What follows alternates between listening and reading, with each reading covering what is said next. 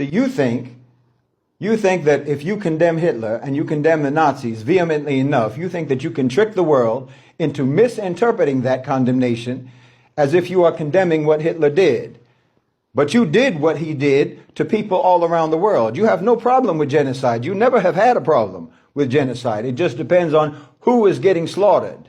The transatlantic slave trade, where you forcibly removed approximately 12.5 million human beings from Africa over the course of 4 centuries, and millions of them died on those ships in transit over to you, and their survivors, their descendants, were subjected to generations of systemic dehumanization until today, legally, institutionally, religiously justified and upheld by that so-called civilization that produced your so-called enlightenment, your declarations of the rights of man, your universal human values and so forth, your Bill of Rights. That same civilization, that same people, at the same time, in some cases, the same individuals who wrote those beautiful words, those founding documents, they themselves owned other human beings as property. And you now, revisionists, you call it a contradiction. It's not a contradiction. It is the operating code expressing itself very clearly.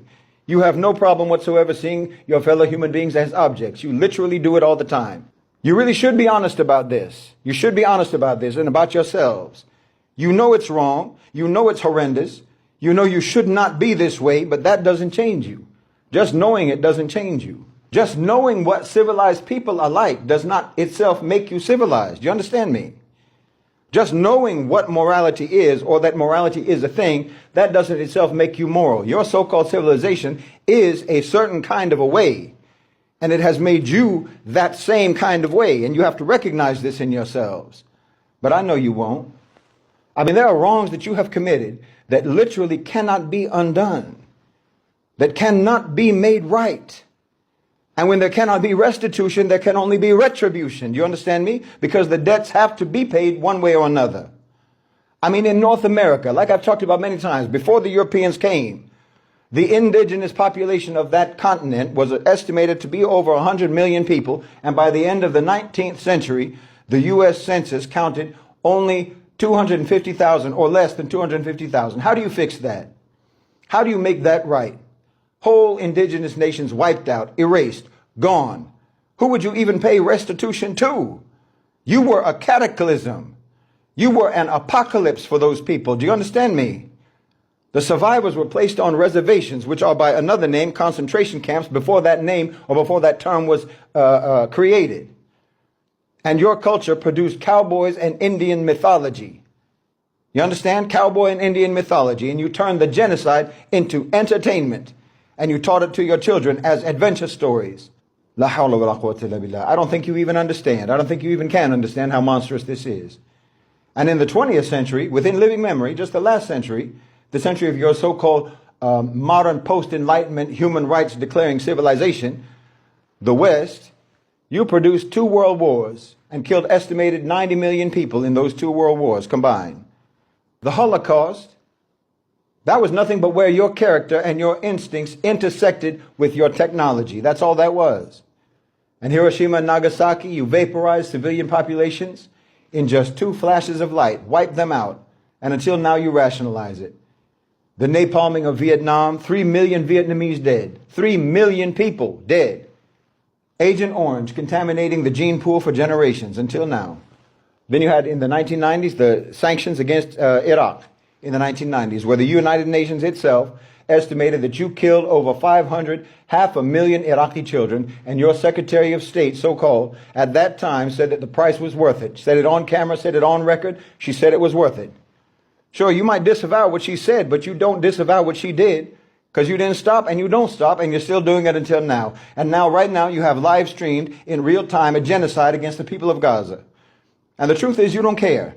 The truth is you don't care at all. I know you've got your protests. I know you have your marches. You have your online crocodile tears. I see it. But the only thing that you're really upset about, this is the truth, is that you're being confronted with the reality of the complete disconnection between what you say and what you do. Between what you tell the world you believe, and what you inflict, the barbarity that you inflict upon the world. You're upset about being exposed. You're upset that the lies about your so-called civilization are being exposed in 4K. It isn't this should not be happening.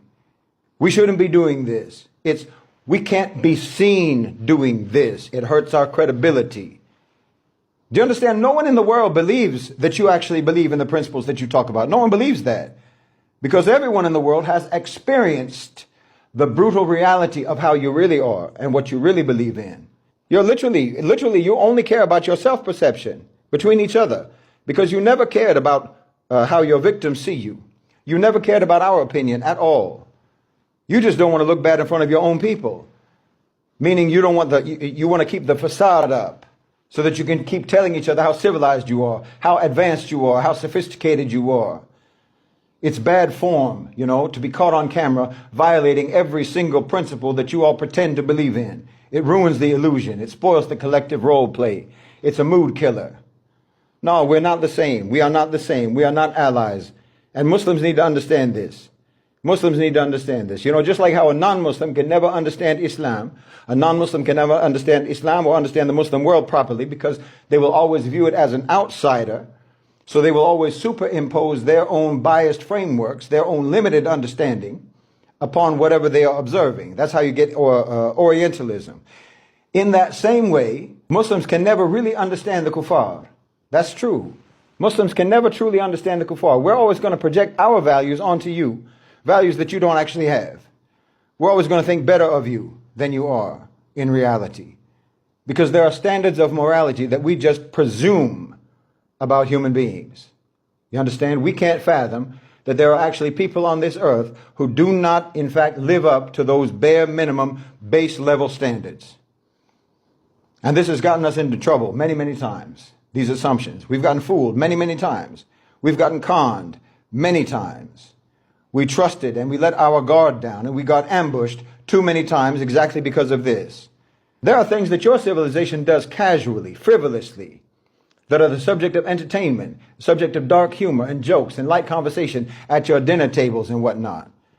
Things that have been normalized in your society so thoroughly that the people who participate in them feel nothing, feel no shame, register nothing, and move on without a second thought, and no one thinks anything about it. And those same things to us, to people operating from an actual moral framework, to people with a functioning conscience that is calibrated to a divine standard, those same things are monstrosities to us. You understand?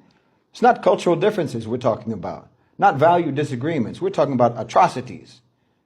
And you don't see it. That's the terrifying part. Not that you do them, not just that you do them, but that you are incapable of seeing how bad it is. The interface is moral looking, but the operative code underneath is something else entirely. And Muslims need to understand this. This keeps you all in a state of constant cognitive dissonance.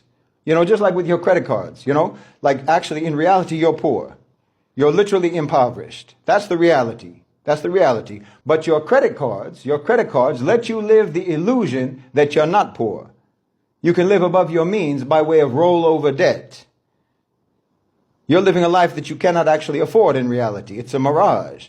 You can't afford a car, but you have one. You can't afford groceries, but you've got a full refrigerator. You can't actually afford to eat out, or you can't afford to get takeaway, but you still keep getting food delivered, don't you, anyway? You shop anyway. You buy on Amazon anyway, or TikTok shop anyway. Without your credit cards, you would be begging in the streets. So you understand you are earning one kind of life, but you're living another kind of life by means of debt. Until you actually think that you're middle class. You actually think maybe even that you're upper class, when actually you're supposed to be living in a van down by the river. You understand me?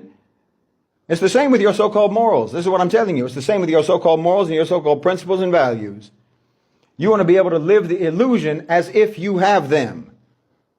But you do not have them.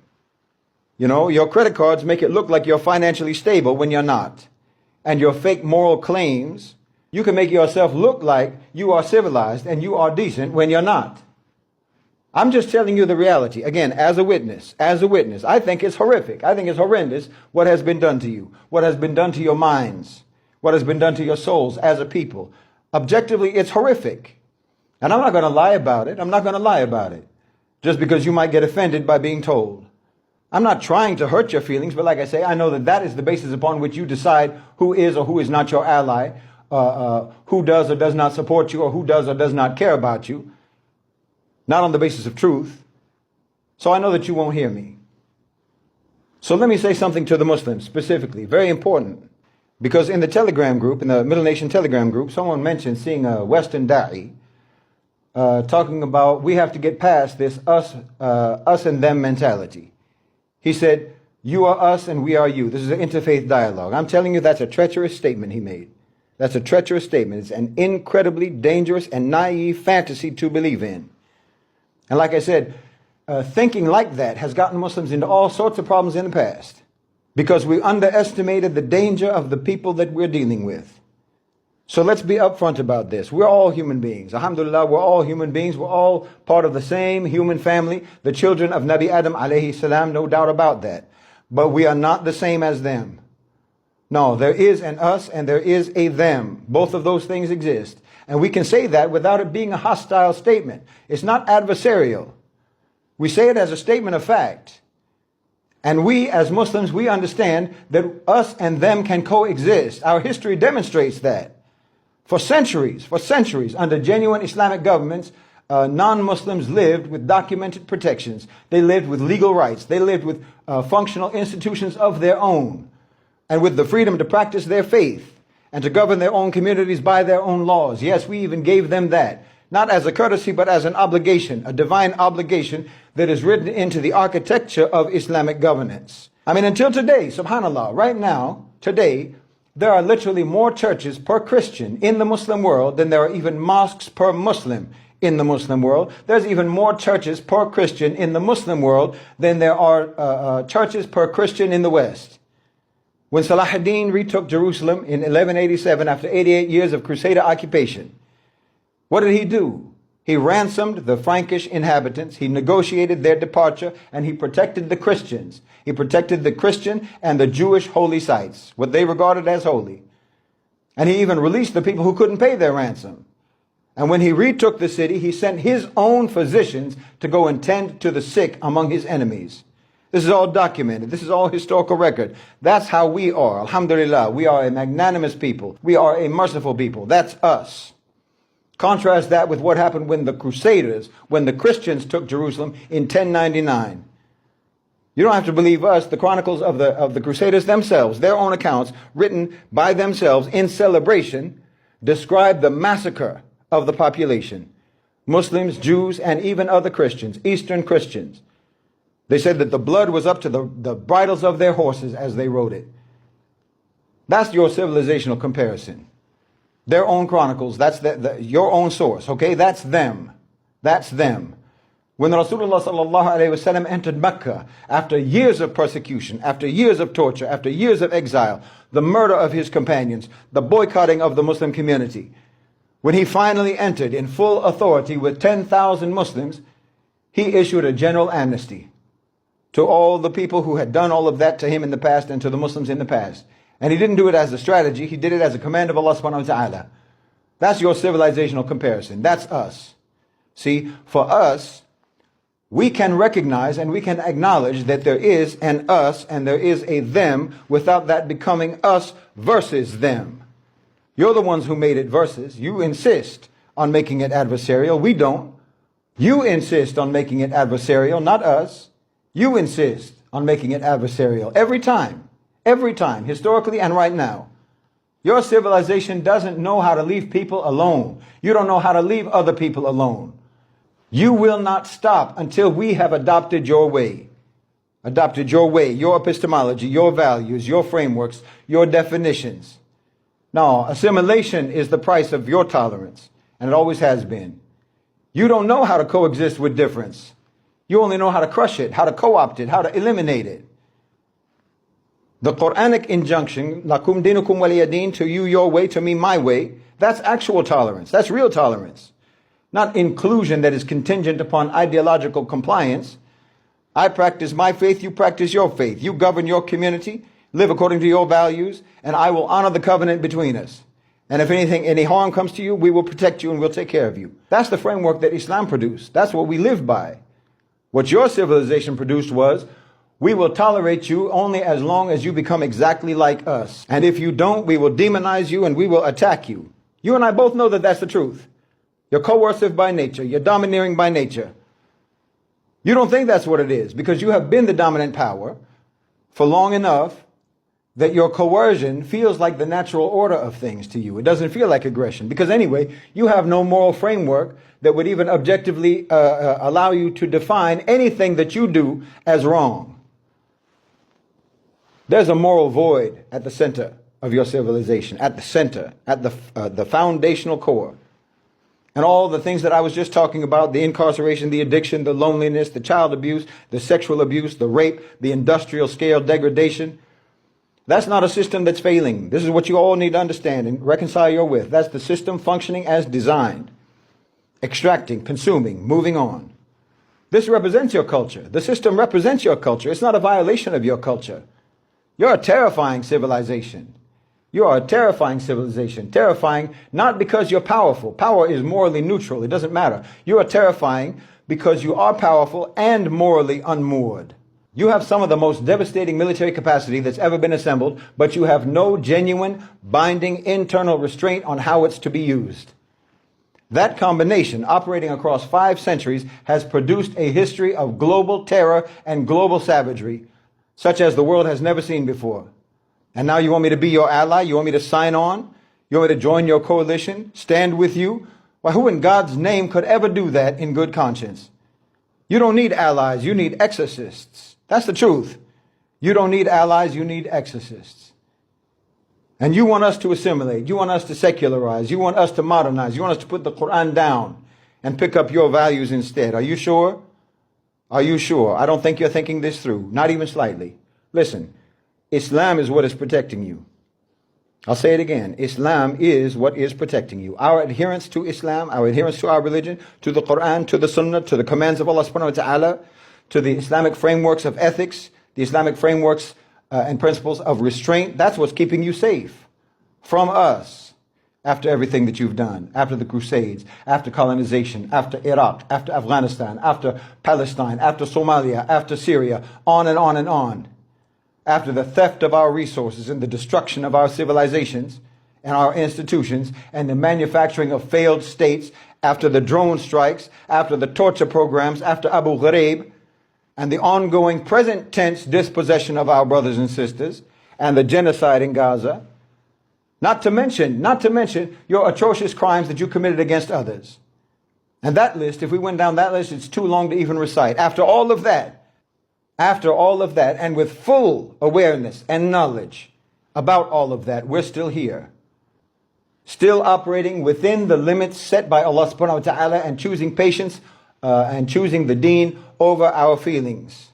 And you want to take us away from that, really? You want us to operate like you?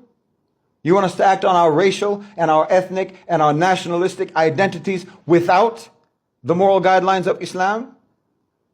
Do you understand? The Ummah is approximately 2 billion people. That's about 470 times bigger than the population of the United States of America.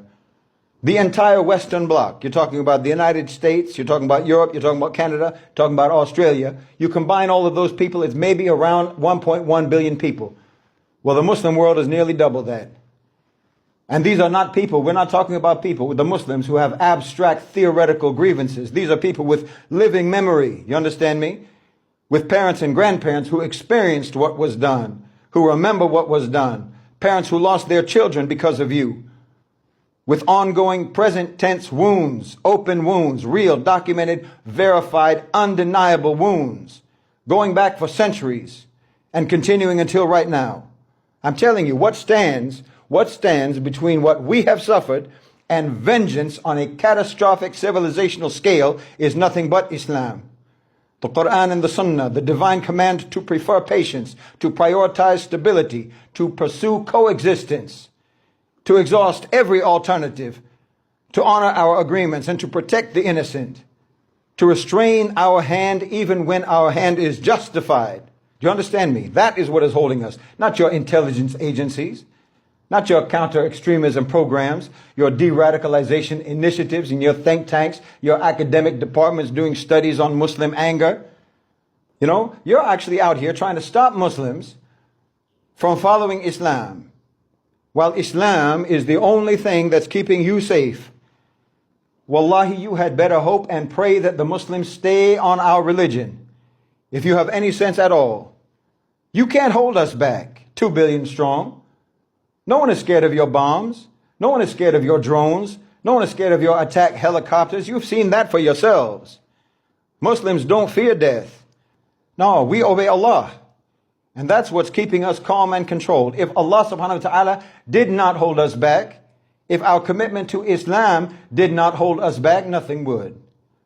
Think it through. If you had any sense whatsoever, you would actually be funding programs to strengthen our Islamic knowledge, not disconnect our people from it. Believe me, you do not want to see 2 billion Muslims acting like you.